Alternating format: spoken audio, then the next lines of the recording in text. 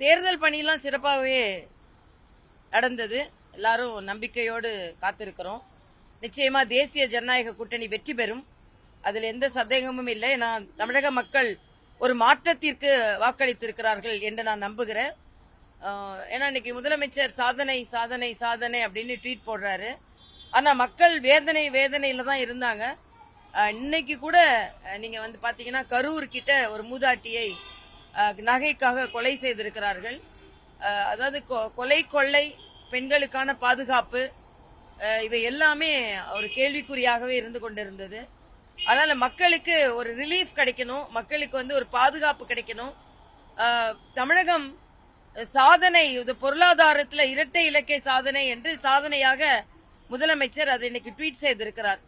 ஆனா இந்த பொருளாதார வளர்ச்சிக்கு மத்திய அரசு கொண்டு வந்த அடிப்படை வசதிகள், மத்திய அரசு கொண்டு வந்த பல திட்டங்கள், பொருளாதார ரீதியான பல திட்டங்கள், இவை எல்லாமே கூட சேர்ந்துதான் ஒரு மாநிலத்தின் வளர்ச்சியை ஏற்படுத்துகிறது. அதனால இன்னைக்கு இந்த ஏர்போர்ட் விரிவாக்கத்திலிருந்து, போர்ட் விரிவாக்கத்திலிருந்து, சாலை விரிவாக்கத்திலிருந்து இதுவரைக்கும் இல்லாத அளவிற்கு மத்திய அரசு தமிழகத்தின் மீது அடிப்படை வசதிகளிலையும் முதலீடு செய்திருக்கிறார்கள்.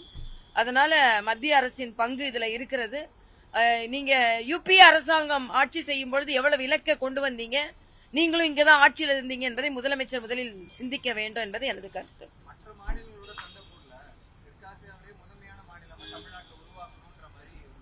என்ன நிலவு கூட செவ்வாய் கிரகம் கூட தான் நம்ம போட்டி போடணும்.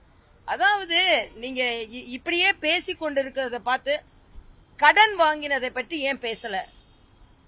இன்னைக்கு ஒரு 5 ஆண்டுகளுக்குள்ள ஒரு வருடத்திற்கு ஏறக்குறைய 1.5 லட்சம் கோடி கடன் வாங்கிட்டு அப்புறம் பொருளாதார வளர்ச்சி பத்தி பேசினா தெற்காசியால நான் போட்டி போடுறேன்னு சொன்னா எப்படி? அதனால உலக தரத்துல மரியாதைக்குரிய பாரத பிரதமர் உலக அரங்கில நட்பை ஏற்படுத்தி அவர் உலக அரங்கில வளர்ச்சியை அவர் பதிவு செய்து வருகிறார். நீங்க சும்மா வார்த்தைகளை தெற்காசியா கூட தான் என்ன நான் போட்டி அப்படின்னு சொன்னா, மற்ற மாநிலங்களும் ஏறக்குறைய வளர்ந்துதான் வருகிறது. நீங்க மற்ற மாநிலங்களை புறந்தள்ளி விட்டு தெற்காசியாவுக்கு தான் போறேன் அப்படின்னு சொல்றதே ஒரு பொய்யான தோற்றம் என்பதுதான் எனது கருத்து. நீங்க அதிகமா கடன் வாங்கியிருக்கீங்க, அதிகமா செலவழித்திருக்கிறீர்கள். இதுவரைக்கும் சுதந்திர இந்தியாவில விகிதாச்சாரத்துல ஒரு வருடத்திற்கு இவ்வளவு அதிகமான கடன் தமிழக அரசு வாங்கினதே கிடையாது. அதனால அந்த கடனை வாங்கிவிட்டு எப்படி பொருளாதார நிர்வாகம் என்று சொல்வார்கள்? அது மாதிரி டாஸ்மாக குறைக்கிறேன், 40,000 கோடி டாஸ்மாக்ல வருமானத்தை வைத்துக் கொண்டு மட்டுமே இவர்கள் பொருளாதார மேம்பாடை எப்படி பேசுகிறார்கள்? அந்நிய முதலீடுன்னு சொன்னாங்க. கடைசி வரைக்கும் அந்நிய முதலீடுகளை வெள்ளை அறிக்கை அவங்க கொடுக்கவே இல்லை. எத்தனை அந்நிய முதலீடு கொண்டு வந்தோம், எத்தனைக்கு MOU சைன் பண்ணோம், எவ்வளவு முதலீடு வந்தது, எவ்வளவு லாபம் வந்தது, எதை பத்தியும் ஒரு கருத்தும் இல்ல. அதனால சும்மா அதெல்லாம் பொய் அறிக்கை என்பதுதான் எனது கருத்து.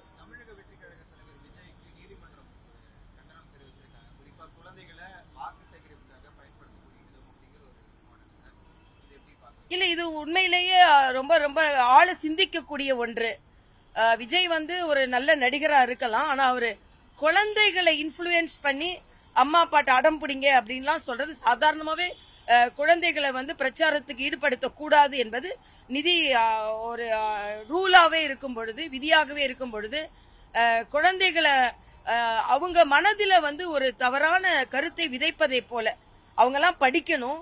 அந்த படிச்சுட்டு அந்த குழந்தைங்களோட எதிர்காலத்தை பத்தி அவங்க சிந்திக்கணும். அப்படி இருக்கிற காலத்துல நாம கல்லூரியை தாண்டி அவங்க வந்து ஓட்டை பற்றியோ மற்றதை பற்றியோ சிந்தித்தா பரவாயில்ல. அதனால்தான் வாக்களிக்கிறதுக்கு என்று ஒரு வயது இருக்கிறது, அதை பற்றி சிந்திக்கிறதுக்கு என்று ஒரு வயது இருக்கிறது. இந்த வயதுல குழந்தைகளை இப்படி பழக்கணும்னா அவங்களோட எதிர்காலம் பாதிக்கப்படும் என்பதை தம்பி விஜய் கொஞ்சம் உணரணும் என்பது, இது எல்லாமே ரொம்ப சுயநல அரசியலை நோக்கி சென்று கொண்டு இருக்கிறதோ என்று பயமாக இருக்கிறது என்பது எனது கருத்து.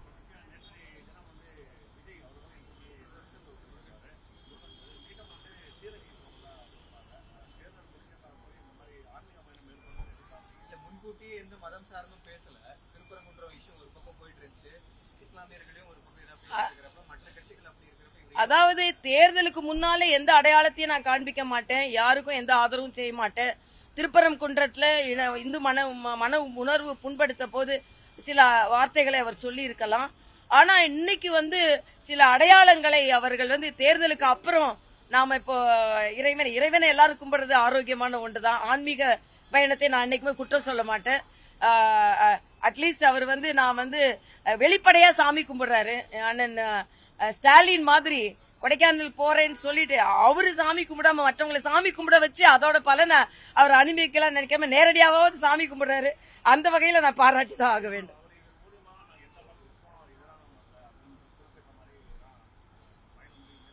இல்ல அதுதான் இது வந்து அரசியல். அதுக்கு முன்னால அவங்க சில அடையாளங்களை காமிக்கிறாங்க. அதுக்கப்புறம் தேர்தல் முடிஞ்ச அப்புறம் அந்த வாக்குகள் கிடைச்ச அப்புறம் வேற அடையாளங்களை காண்பிக்கிறாங்க.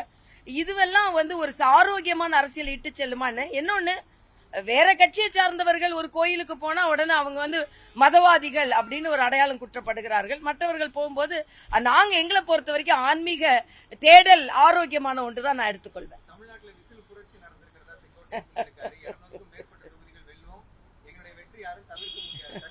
இதெல்லாம் இதெல்லாம்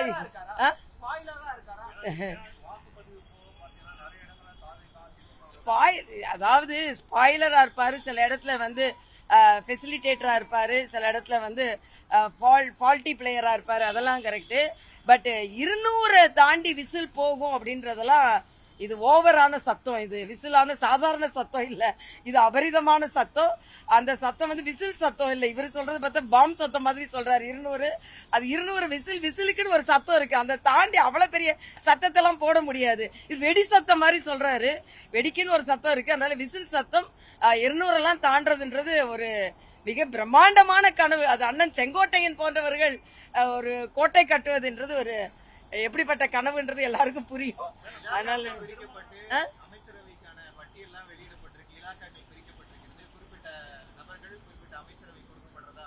கனவு காணுவதற்கு அத்தனை பேருக்கும் உரிமை இருக்கிறது. அதனால நல்லா கனவு காணட்டும். மிஞ்சி மிஞ்சி போனா 4ஆம் தேதி வரைக்கும் என்னென்ன கனவு காணுவாங்களோ 4ஆம் தேதி வரைக்கும் கனவு காணுவாங்க, அவ்வளவுதானே. அதனால கனவு காணட்டுமே.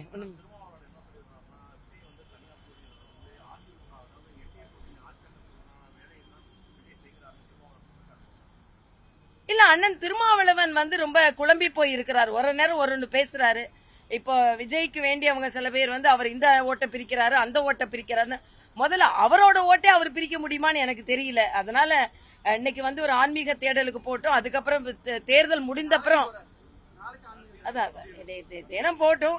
அதுக்கப்புறம் முடிச்ச அப்புறம் ஷூட்டிங் இடம் தேட போவாரான்றது ஒரு சந்தேகமா இருக்கு எனக்கு. தேங்க்யூ.